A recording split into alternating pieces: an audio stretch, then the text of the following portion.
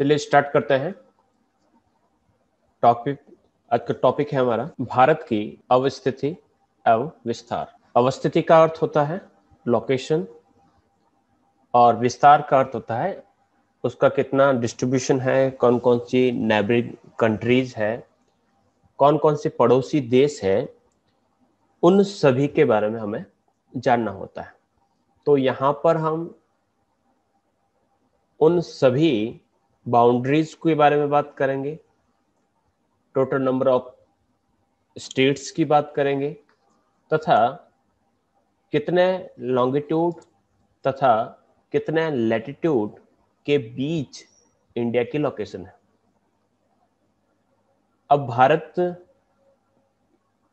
के अक्षांश तथा देशांतरीय विस्तार की अगर हम बात करें तो आप देखेंगे कि हमारे भारत का जो विस्तार है वो कुछ इस प्रकार से पाया जाता है। जैसे कि यहाँ लिखा हुआ है, भारत की जो अवस्थिति है विषुवत रेखा के उत्तर में 8 डिग्री 4 मिनट से 37 डिग्री 6 मिनट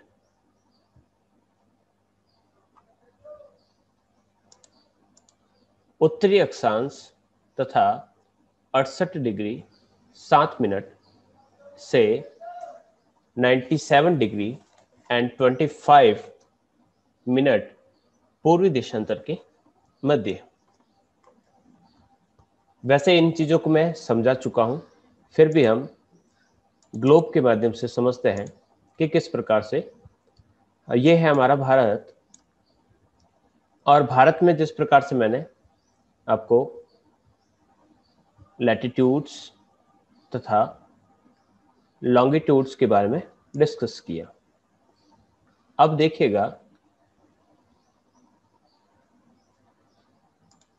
कि अगर हम स्टार्ट करते हैं इक्वेटर। अब इक्वेटर कहाँ से पास आउट होती है, तो भारत के ठीक नीचे से, तो आप पाएंगे कि यहाँ से हमारा इक्वेटर पास आउट होता है। ये इक्वेटर लाइन यहाँ से पास आउट होती है। अब इक्वेटर से हम स्टार्ट करते हैं तो कुछ लाइंस, जैसे हम जिस प्रकार से कहा है कि इस प्रकार की जो सीधी लाइन है, इस प्रकार की हॉरिजॉन्टल जो लाइनें खींची जाती हैं उन्हें हम अक्षांश रेखाएं कहते हैं। इसी प्रकार से जो सीधी रेखाएं खींची जाती हैं, जैसे कि यहां पर मैं खींच लेता हूं,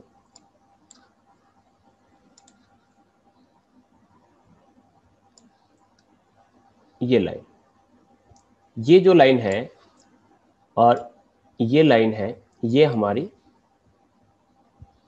देशांतर रेखा है। इसी प्रकार से जब हम क्षैतिज लाइनें खींचते हैं, हॉरिजॉन्टल लाइंस, जैसे कि मैंने इस लाइन को खींच लिया, अब इन लाइनों को खींचने के बाद आप पाएंगे कि हमने एक ब्लॉक तय कर लिया कि ये एक ब्लॉक है, एक स्क्वायर है और इस स्क्वायर के बीचों बीच भारत है। तो अब भारत किस इस ब्लॉक के अंदर आ गया। अब इस ब्लॉक को हम देखें तो हम पाएंगे कि ये जो ब्लॉक है, ये पूरा का पूरा ब्लॉक, इस ब्लॉक में तो भारत का विस्तार, जो हम इस लाइन की बात करेंगे, ये लाइन सबसे ऊपर वाली, जो सबसे ऊपर वाली जो लाइन है, इस लाइन को हम कहते हैं, ये लाइन है 37 डिग्री, यानी 37 डिग्री वाली जो लाइन है वो यहां से निकलती है। इसी प्रकार से सबसे नीचे वाली लाइन जो यहां से भारत से निकलती है, वो सबसे मोटी जो मैंने लाइन बनाई है वह है इक्वेटर, लेकिन भारत की जो बाउंड्री शुरू होती है वो तो यहां से शुरू होती है।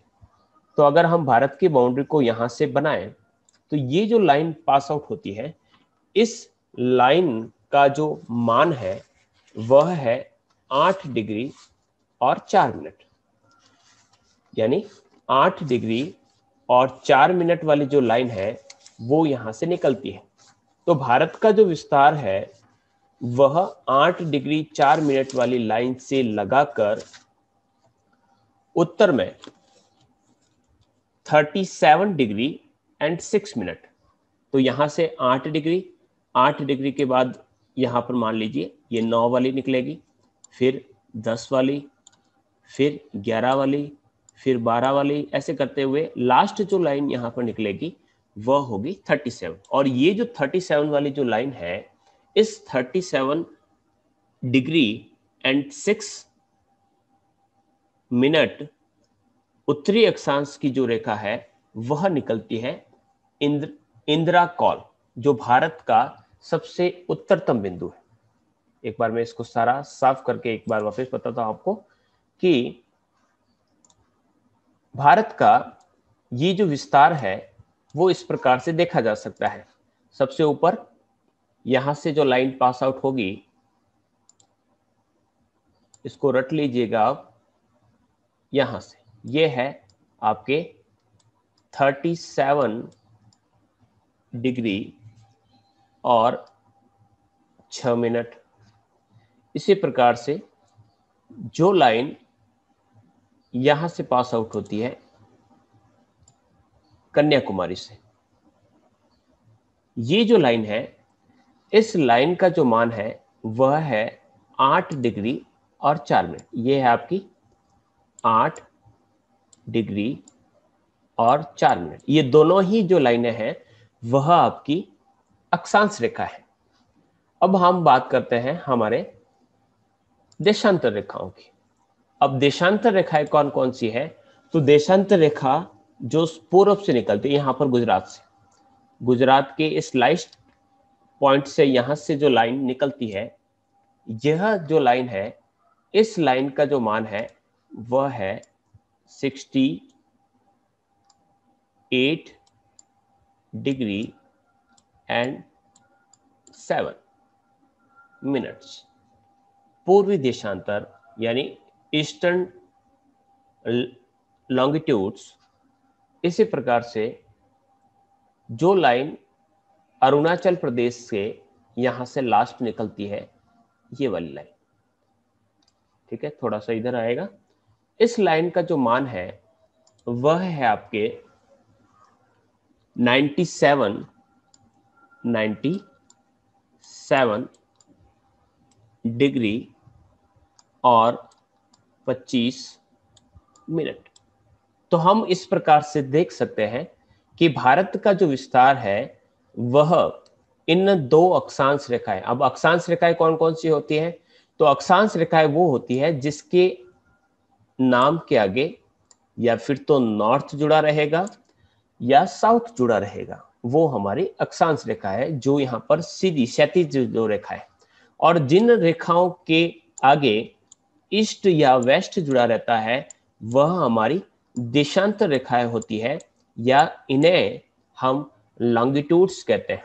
तो हम इस प्रकार से बता सकते हैं कि जो भारत का जो विस्तार है, इन दो यानी 37 डिग्री और 6 मिनट वाली अक्षांश रेखा तथा 8 डिग्री 4 मिनट वाली अक्षांश रेखा के मध्य।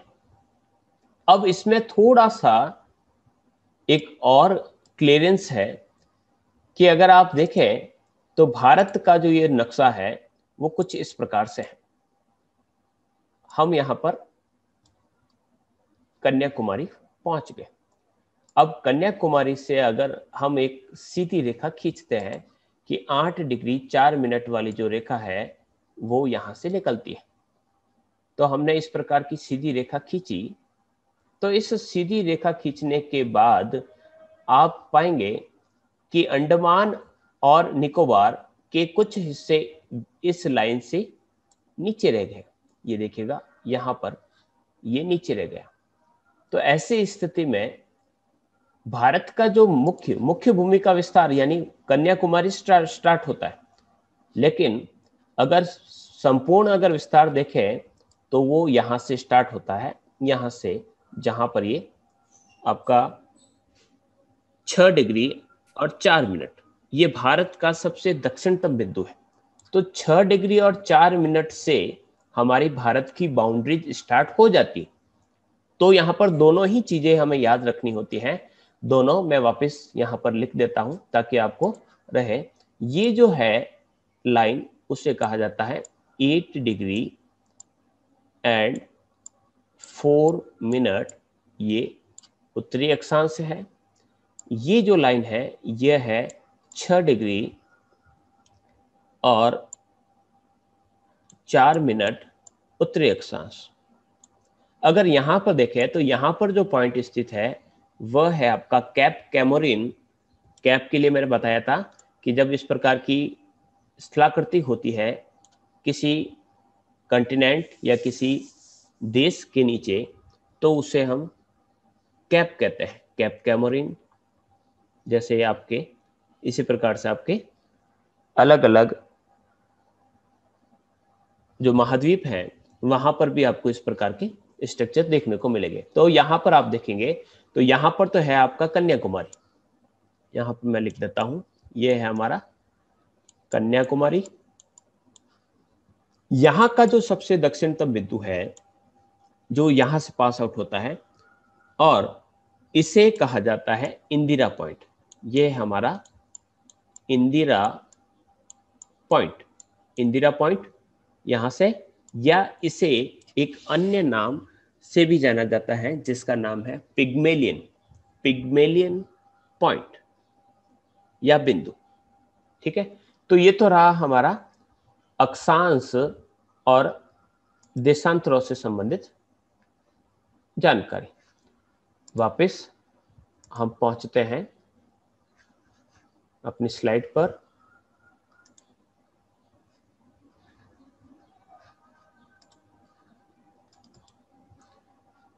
ये समझ में आ गया होगा, आगे बढ़ते हैं।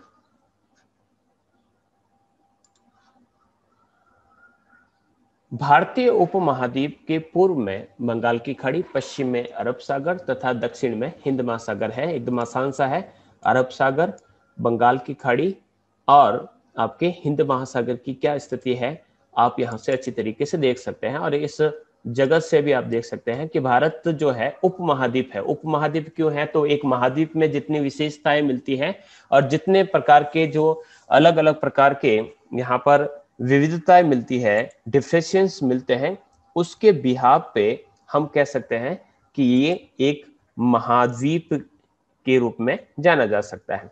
यहां पर आपका अरेबियन सी है ईस्ट में, बे ऑफ बंगाल है वेस्ट में, और इसके ठीक नीचे ये आपका इंडियन ओशियन यानी हिंद महासागर का क्षेत्र है। तो इस प्रकार से भारत का जो विस्तार है वो इस प्रकार से पाया जाता है।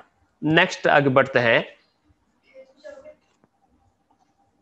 भारत का क्षेत्रफल, क्षेत्रफल का अर्थ होता है कि भारत का जो ये एरिया है, ये पूरा का पूरा एरिया, ये कितने वर्ग किलोमीटर या कितने वर्ग मीटर, अलग अलग यूनिट्स में इसको बताया जा सकता है।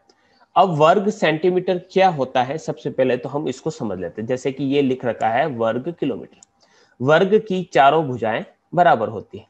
तो वर्ग की चारों भुजाएं बराबर होती हैं, तो अगर मैं कोई स्क्वायर बनाऊं, ये मैंने मान लीजिए कोई स्क्वायर है, अगर इस वर्ग की, इस स्क्वायर की एक जो भुजा है वो 1 किलोमीटर की है, इट मीन्स उसकी सारी की सारी जो भुजाएं रहेगी उन सभी भुजाओं का मान जो रहेगा वह यही रहेगा। तो इस आधार पर हम कह सकते हैं कि भारत का जो टोटल एरिया है वह 32,87,263 वर्ग किलोमीटर है। ठीक है, ये पूरा का पूरा एरिया यानी भारत के पास जितना एरिया है वह इतना है।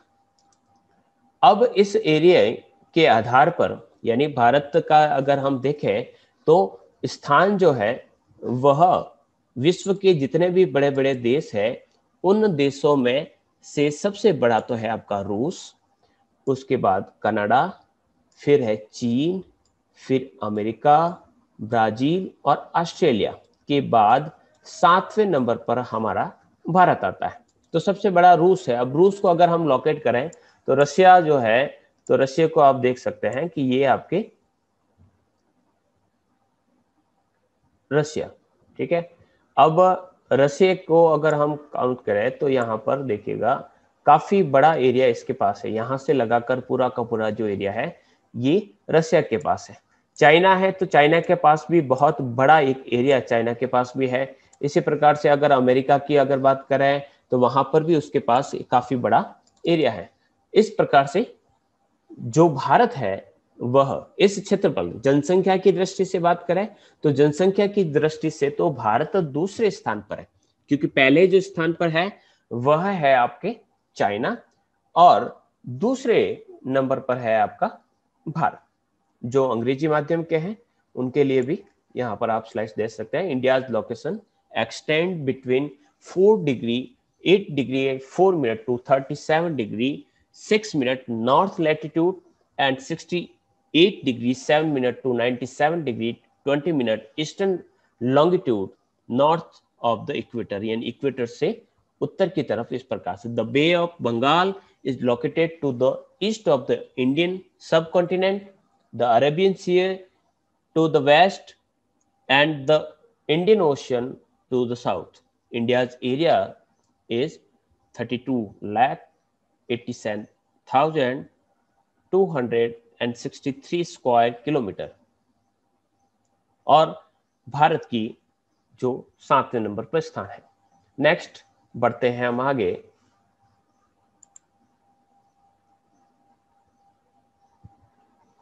अब टाइम कैसे कैलकुलेट होता है उसके बारे में, हालांकि ऑफलाइन के अंतर्गत मैंने बताया था कि 4 मिनट में 1 डिग्री को पार किया जाता है। जैसे कि अगर हम बात करें कि यहाँ पर ये जो लाइन होती है, यहाँ पर जो पार होती है ये है आपका 68 वाली लाइन यहाँ से होती है पार, ये 68 डिग्री और 7 मिनट से स्टार्ट होता है और पूरी छोर यानी यहां से यहां तक पहुंचने में जो टाइम लगता है वह 97 डिग्री और टोटल जो है 120 मिनट का समय लगता है। 120 घंटे का मिनट का समय लगता है, या फिर कहें तो 2 घंटे का समय, यानी यहां से यहां तक, क्योंकि पृथ्वी जब यहां से यहां पर घूमेगी तो उसको 30 लॉन्गिट्यूड्स को पार करना होगा और एक लॉन्गिट्यूड को पार करने में उसको 4 मिनट का समय लगेगा और इस प्रकार से 30 लॉन्गिट्यूड को उसको पार करने में समय लगेगा 120 मिनट। और इस प्रकार से इस 68 डिग्री और 7 मिनट से और ये 97 जो यहां पर है उन दोनों के बीच का जो अंतर रहेगा वो आपको 2 घंटे का देखने को मिलेगा।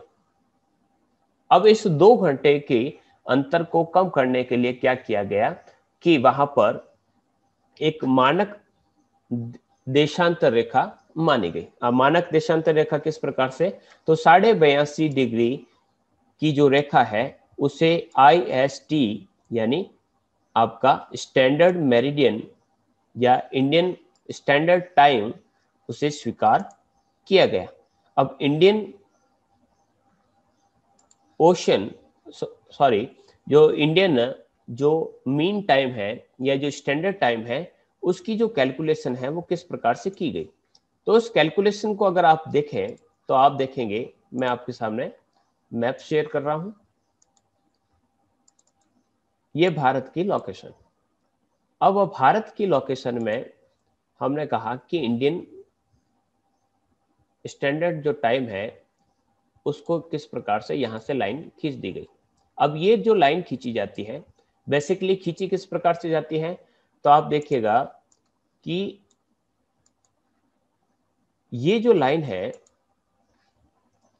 ये स्टार्ट होती है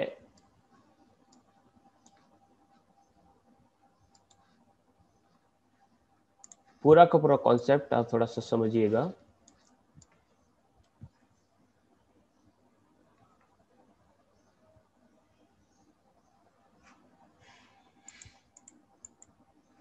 कि यहां से आपके लाइन पास आउट होती है ग्रीनविच रेखा। अब इस ग्रीनविच रेखा से सीधी बना देता हूं मैं, हम है इस तरफ यहां से लगभग ये जो रेखाएं खींची जाती है 7.5 डिग्री के अंतर से खींची जाती है। यानी जो स्टैंडर्ड टाइम होता है, जैसे कि अफ्रीकन रीजन है तो अफ्रीका का जो कंटिनेंट है वो देखिएगा वो काफी लंबा है इतना, तो यहां से लगाकर यहां तक आने में काफी ज्यादा लॉन्गिट्यूड को पार करना होगा। तो ये जो लॉन्गिट्यूड जो होते हैं इसमें स्टैंडर्ड टाइम लाइंस बनाए जाते हैं, जैसे कि रशियन के अंतर्गत या रशिया जो है वहां पर बहुत ज्यादा टाइम जोन बनाए गए, तो 7.5 डिग्री का अंतर इसके अंतर्गत रखा जाता है। तो इक्वेटर से ग्रीनविच से अगर हम इस तरफ जाते हैं इस तरफ तो टाइम प्लस होता है, और इस तरफ जाते हैं तो टाइम जो होता है वो माइनस होता है। तो इस प्रकार से अगर देखें तो जो भारत है उस भारत पे जो टाइम की जो लाइन बनाई गई है वह बनाई गई है 82.5 डिग्री। अब 82.5 डिग्री की जो रेखा है वो भारत को यहाँ पर दो भागों में बांटती है। अब दो भागों में किस प्रकार से बांटती है तो आप देखिएगा कि यहां पर अगर मैं लाइन खींचूं, यहां से ये मैंने लाइन खींच दी, ये जो लाइन है जिसे भारत की मानक रेखा कहा जाता है 82.5 डिग्री पूर्वी देशांतर यानी 82 degree and half eastern longitude की जो रेखा है जिसे भारत या इंडियन स्टैंडर्ड टाइमलाइन कहा जाता है, IST कहा जाता है। ये जो लाइन है ये उत्तर प्रदेश के बाद MP में प्रवेश करती है, MP के बाद ये जो रेखा है वह छत्तीसगढ़ में प्रवेश करती है। ये बेसिकली यहाँ से निकलती है, छत्तीसगढ़ से निकलती है, और छत्तीसगढ़ के बाद ये जो रेखा है उड़ीसा के बाद ये रेखा आंध्र प्रदेश से निकलती है। तो इस प्रकार से ये जो रेखा है 5 राज्यों से निकलती है, 5 राज्यों से निकलकर ये उत्तर से दक्षिण की ओर चलती है 82.5 डिग्री। अब यहां से यहां तक का जो अंतर है वो लगभग कितना है, 30 डिग्री का है। देखिएगा 68 से स्टार्ट होता है और रफली बता रहा हूं मैं 97 तक, ठीक है, 97 डिग्री एंड 25 मिनट। यहां से यहां तक का जो अंतर है वह 30 डिग्री अंतर होता है, और मैंने कहा कि 7.5 डिग्री का अंतर रखा जाता है। तो इस आधार पर भारत के इस कोने में जो गुजरात का स्थान है और ये जो कोना है जो अरुणाचल प्रदेश का है, दोनों में 2 घंटे का अंतर आ रहा है।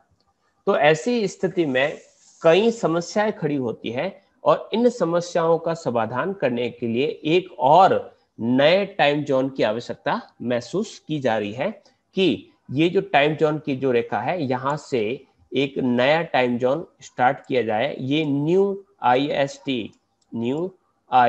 IST के रूप में एक नया टाइम जोन जल्द ही आपके सामने होगा, और उससे हमारे यानी भारत के आधे स्थानों पर ये नया वाला टाइम जोन चलेगा जो लगभग यहाँ से ये 5.5 घंटे आगे है। ये आपके GMT, आपने मोबाइल में कभी टाइम सेट किया होगा तो GMT 5 और 30 लिखा रहता है, यानी ग्रीनविच मीन टाइम से ये 5.5 घंटे अलग आगे है, और इसके अंतर्गत दिल्ली, मुंबई, कोलकाता, चेन्नई जैसे नाम लिखे रहते हैं। ये नया टाइम जोन जल्द ही प्रकाश में आएगा। फिर आगे बढ़ते हैं। अंतरराष्ट्रीय मानक रेखा 0 डिग्री देशांतर लंदन के ग्रीनविच नामक शहर से गुजरती है, और 0 डिग्री से 82.5 डिग्री पूर्वी देशांतर के मध्य 5.5 घंटे का अंतराल है। हम स्पष्ट कर चुके हैं ग्रीनविच टाइम यानी ग्रीनविच मीन टाइम से 5.5 घंटे आगे है। यदि भारत में शाम के 5:30 बज रहे हैं तो लंदन में उस समय दिन के 12 बजे होंगे। आगे बढ़ते हैं। भारतीय मानक समय रेखा भारत के 5 राज्यों उत्तर प्रदेश, मध्य प्रदेश, छत्तीसगढ़, उड़ीसा और आंध्र प्रदेश। देखिएगा ये जो लाइन है ये लाइन यहाँ से पास आउट होती है, यहाँ पर नेपाल, नेपाल के बाद देखिएगा सबसे पहले उत्तर प्रदेश में प्रवेश करती है। उत्तर प्रदेश के बाद इस लाइन का ये रेखा यहाँ पर सीधा मध्य प्रदेश के बाद ये छत्तीसगढ़ के बाद ये यहाँ पर देखिएगा उड़ीसा, और उड़ीसा के बाद ये आंध्र प्रदेश। तो कितने हो गए 1 फिर उसके बाद उत्तर प्रदेश के बाद मध्य प्रदेश 2, छत्तीसगढ़ 3, उड़ीसा 4 और 5वें नंबर पर हो गया आपका आंध्र प्रदेश। इस प्रकार से गुजरती है। इसी प्रकार से जो कर्क रेखा है या 23.5 डिग्री उत्तरी अक्षांश की जो रेखा है वो भारत के लगभग मध्य से गुजरती है। ये देखिएगा, ये है हमारी कर्क रेखा। अब ये जो कर्क रेखा है वो यहाँ से गुजर रही है, यहाँ से लगाकर ये धीरे धीरे डॉट डॉट में यहाँ से निकल गई। ये भारत को दो भागों में बांटती है। एक भाग हो गया आपका ऊपर का और दूसरा भाग हो गया नीचे। और दो कटिबंध यानी इस रेखा के ऊपर कर्क और मकर रेखा के बीच का जो जोन रहता है उसे हम ट्रॉपिकल बेल्ट कहते हैं। अब इस ट्रॉपिकल बेल्ट के ऊपर का भाग, ये जो भाग है जिसको मैंने एक लिखा है, ये एक जो भाग है वो तो कहलाता है आपका उपोष्ण कटिबंधीय, उत्तर वाला उपोष्ण यानी टेम्परेट जोन। और जो दो वाला है इस जोन को कहा जाता है ट्रॉपिकल जोन, क्योंकि ये कर्क रेखा और मकर रेखा के बीच में कर्क रेखा है। इसके ठीक नीचे आपको फिर मिलेगी इक्वेटर यानी भूमध्य रेखा और उसके नीचे 23.5 डिग्री दक्षिणी अक्षांश पर मिलेगी आपको मकर रेखा, ट्रॉपिक ऑफ कैप्रिकॉर्न। आगे बढ़ते हैं। पश्चिम बंगाल व त्रिपुरा के मध्य कर्क रेखा बांग्लादेश से होकर गुजरती है। अब पश्चिम बंगाल एवं त्रिपुरा, पश्चिम बंगाल कहाँ है तो पश्चिम बंगाल को हम यहाँ पर लोकेट करते हैं। देखिएगा, ये हमारा पश्चिम बंगाल, यहाँ पर कोलकाता वाला खत्म हो गया और उसके बीच में यहाँ आ गया आपके त्रिपुरा। कहाँ है? त्रिपुरा है यहाँ पर, ये त्रिपुरा और यहाँ पर पश्चिम बंगाल। ये जो बीच का जो भाग है ये वाला, ये तो बांग्लादेश का है। तो कहा गया है कि त्रिपुरा और पश्चिमी बंगाल के बीच में ये रेखा आपके बांग्लादेश से होकर गुजरती है। बीच में बांग्लादेश आ जाता है, बांग्लादेश के बाद ये वापस पहुंचती। सबसे लोवेस्ट देखिएगा, सबसे कम कहां पर गुजरती है तो ये जो रेखा है सबसे कम गुजरती है राजस्थान में। यहाँ पर देखिए बिल्कुल कम हिस्सा यहाँ पर राजस्थान के अंदर से प्रवेश करता है और राजस्थान से वापस बाहर निकलता है, जो आपका डूंगरपुर बांसवाड़ा वाला जो क्षेत्र है वहां से पास आउट होती है। तो इस प्रकार से आपकी कर्क रेखा गुजरती है। और टोटल कौन कौन से राज्य है तो अगर हम राज्यों को देखें तो गुजरात है, गुजरात के बाद ये राजस्थान में प्रवेश करती है, राजस्थान के बाद ये पहुंच गई आपके मध्य प्रदेश, मध्य प्रदेश से आपके ये छत्तीसगढ़, झारखंड, पश्चिम बंगाल और त्रिपुरा करते हुए इस प्रकार से ये आगे गुजर जाती है। तो इस प्रकार से ये 8 राज्यों से गुजरती है। तो गुजरात, राजस्थान, फिर एमपी, फिर छत्तीसगढ़, फिर झारखंड, फिर पश्चिम बंगाल, फिर त्रिपुरा और लास्ट में मिजोरम। तो ये टोटल 8 राज्य हैं जिसमें से यहाँ से ये निकलती है। फिर भारत की कुल तटीय सीमा की बात करें। अब तटीय सीमा कितनी है? 6100 किलोमीटर। तटीय सीमा का अर्थ क्या हुआ? तटीय सीमा को हम इस प्रकार से समझ सकते हैं कि भारत की जो तटीय सीमा है यानी जो कोस्ट लाइन है वो कहां से, तो कोस्ट लाइन कहां से स्टार्ट होती है तो भारत की कोस्ट लाइन ये यहां से स्टार्ट होती है। यहां पर मैं जो रेड लाइन में बता रहा हूं ये भारत की कोस्ट लाइन है। अब ये भारत की कोस्ट लाइन जो है वो यहाँ पर ये खत्म हो गई, ठीक है, यहाँ पर खत्म हो जाती है, ये आपके यहाँ पर खत्म हो जाती है, यहाँ के आगे ये बांग्लादेश आ जाता है। तो ये टोटल कितनी है? 6100 किलोमीटर। ये 6100 किलोमीटर यानी 6100 किलोमीटर है टोटल। स्थलीय सीमा की बात करें, अब स्थलीय सीमा का अर्थ हो गया कि भारत की जो स्थलीय बाउंड्री है वो कितनी है, तो स्थलीय इसके अलावा जितनी बचती है ये रही आपके यहां से लगाकर ये पूरा का पूरा जो भाग है ये हो गया आपकी स्थलीय सीमा। ये कितनी है? ये हो गई 15,200 किलोमीटर, ठीक है। और इस प्रकार से देखें तो और ये तो हो गया। अब कोस्ट लाइन क्या बाकी क्या बचा है देखिएगा, लक्षद्वीप ये बाउंड्री बाकी रही और ये बाउंड्रियां बाकी रही जो अंडमान निकोबार की। अंडमान निकोबार को भी अगर कोस्ट लाइन के अंदर जोड़ दिया जाए तो ये जो यहाँ की बाउंड्री लक्षद्वीप की और यहाँ की और ये कोस्ट की, ये तीनों को मिला दे तो ये जो बाउंड्री होती है कोस्ट लाइन की, ये होती है 7,516.6 किलोमीटर।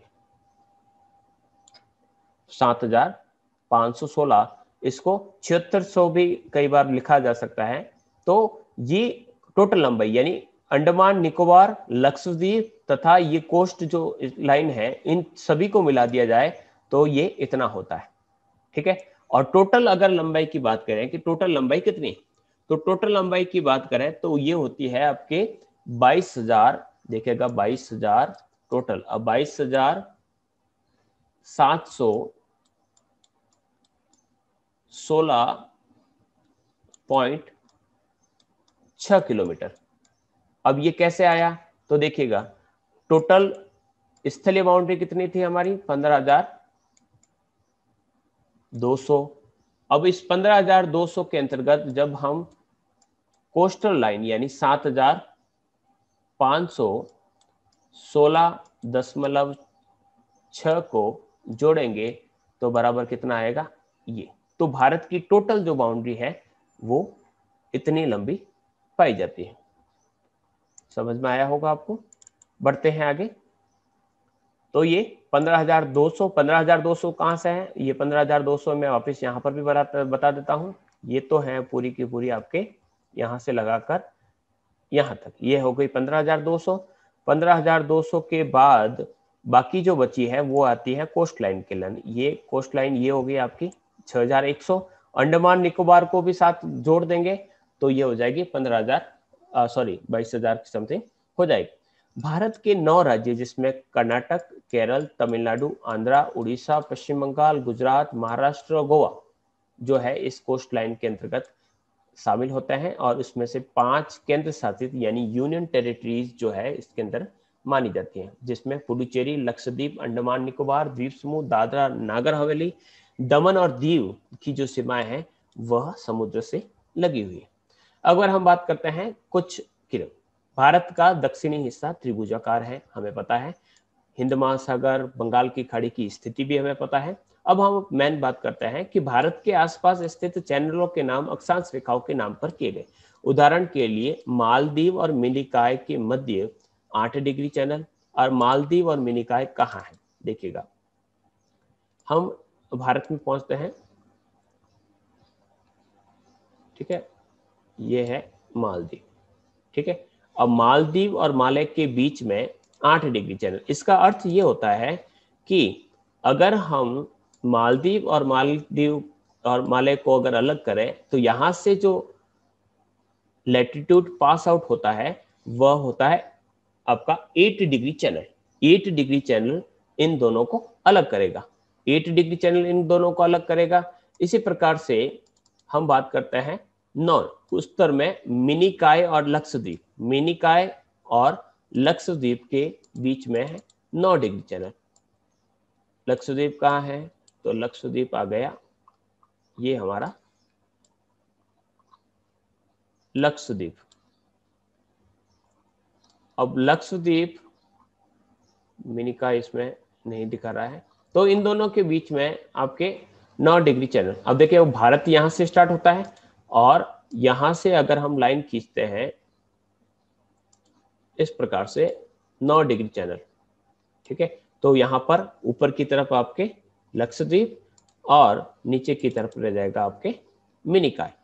ठीक है, इसी प्रकार से लिटिल अंडमान, तो लिटिल अंडमान कहाँ है, ये रहा आपका लिटिल अंडमान।